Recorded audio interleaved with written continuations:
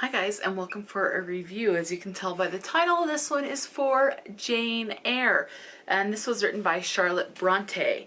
This particular edition is the Penguin cloth-bound edition.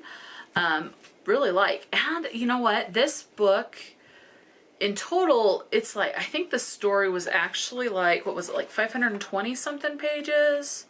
Yeah, 529 pages. The total book is 578, but that does not include the pages with the Roman numerals. So you're looking at about probably like 590, still just under 600 pages, I would guess. This book, so Jane Eyre was, let's see, I want to see when it was originally published. It was not translated. Let's see, this particular edition is edited with an introduction and notes by Stevie Davies. And let's see, Penguin Classics published, New York. Does this have the original publication date? Oh, first published in 1847. So there you go. So it is definitely a classic. It's quite old as far as the story goes. Now I listened to the audiobook while I read this, and it started off, what I thought was interesting, which I have not happened before, is it started off with the introduction, which is part of the Roman numerals, which starts on page 11 if you go by Roman numerals, so XI. Which is like, it says, new readers are advised that this introduction makes the details of the plot explicit. I'm not quite understanding what they mean by that. Nothing was graphic in any way. I think it just kind of helped make some things a little bit more clear and understanding as you went into it. So that's it. So, okay, so Jane Eyre is the name of the main character. So before I say anything, major warnings for child abuse. Now, please keep in mind when you think of the child abuse for this, knowing that this was written in 1847, the abuse as we see it today was not abuse as it was saw back then. We know it's wrong and things like that. Thank goodness. And if we know what's going on, we can take the necessary steps to stop it. But back then, it was more normal.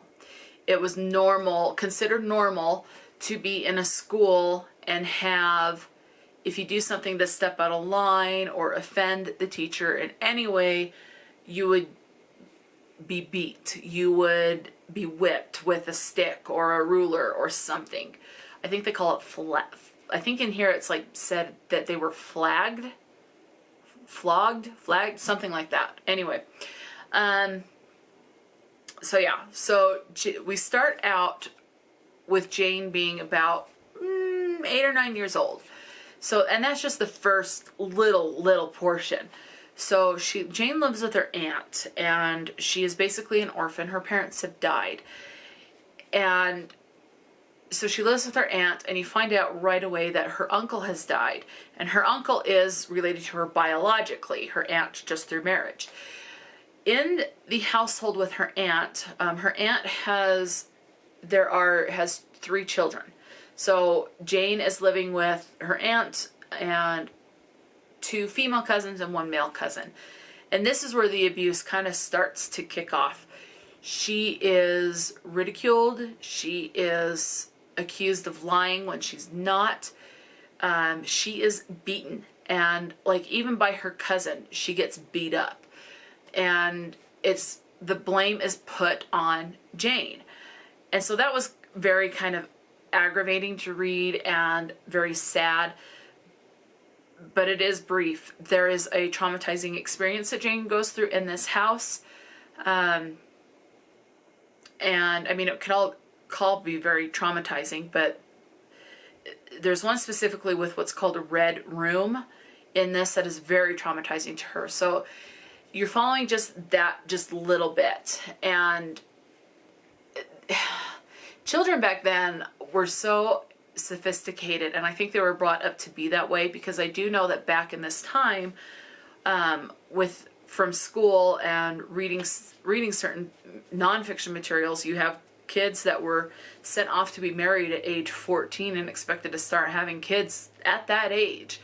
So yeah, so they were brought up to be at a certain maturity level, where kids now are let kids be kids type of a thing. That really was not the case back in then. So that's something to keep in mind too.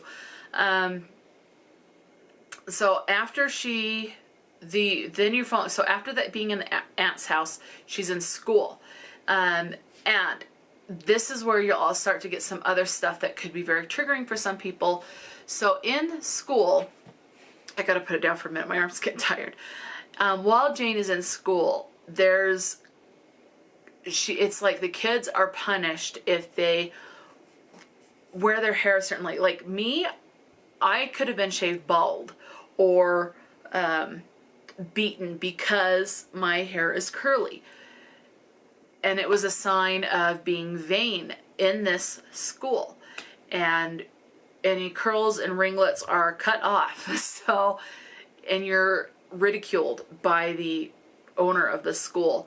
Now, the way he tries to justify treating the kids like this and letting the kids eat burnt porridge and things like that, and he just doesn't care, is he says they deserve to eat it. They need to be humbled.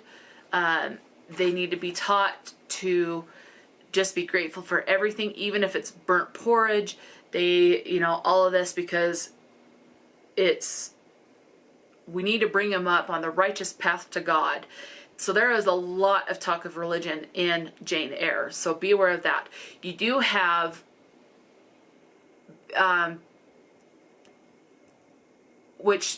even nowadays, you have people that are so extreme with it that, everyone has their own beliefs in that. But I'm talking extreme, it's like people that are like, if you get hurt, you deserved it. If you were abused, you deserved it. If you got slapped, you deserved it. And that's not always the case. But you have people that are so, you deserved it. You did something in your life. I don't know what it was, but you did something that caused this to happen as a punishment from God. That's the type of extreme I'm talking about. And that it's like, you will not dress up. You will wear plain, simple clothing. You will not read certain books. You will not just, things like that. It's like you will not have pleasure in life. You will be very strict. You will stick to a certain schedule. You will just very, very extreme. So that's uncomfortable to you. Now that is very brief in the book, so please be aware of that. But that is in there. But religion is a huge, huge topic in this. And when I say religion, I am talking Christianity. Because it's always like, we're Christian, we want them to be Christian and raise them up to God and all of that. So that is a huge thing in this. For the most part, I do think things were done very well and understandably and things like that. So I really enjoyed this. I gave this 5 stars. Okay, so Jane's at the school and she is there from about the age of, I don't know, let's just say 9 to 18. So then she leaves at 18. She seeks out a job, gets a job as a governess, and goes to be in this house to be a governess and a teacher to a little girl who's about 8 or 9. And and then things happen and she leaves that home and ends up almost dying in this village where she doesn't know anybody. And then there's a lot, and the talk of religion increases in this certain town. This town is very religious. There's this pastor, and there's a lot of talk. Like, the most extreme this pastor gets, it's not like, well, you deserved it. You deserved to be starving. That was obviously punishment from God. There's nothing like that from this pastor, but there is talk of, like, I don't love you, but we need to be man and wife so that we can fulfill a certain duty to God. That type of talk, which that was interesting. So, yeah, I don't know. I absolutely love this. I flew through this. I loved it so much. I had trouble putting it down. I loved it so much. I haven't read many classics. The classics I have read, for the most part, I have enjoyed. I have struggled with some middle grade classics, but I've only read like 3 that I can think of. I enjoyed The Secret Garden, but there's 2 others that I know were middle grade that I did not particularly care for. 2 or 3, so maybe I read 4. Anyway, but out of the classics that I have read, this is my favorite. 5 stars. I'm excited to eventually, at some point, because I have a lot of books to read, to get to more works by Charlotte Bronte.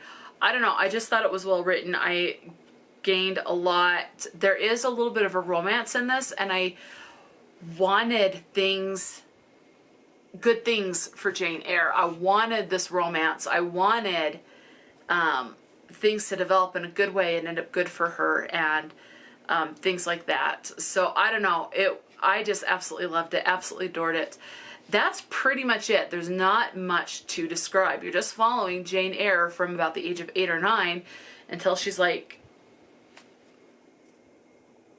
mid to late 20s. Throughout the main chunk of the book, like the main chunk. The last little bit that it's like the epilogue, it's like 20 or 30 years later type of a thing, 15, 20 years later.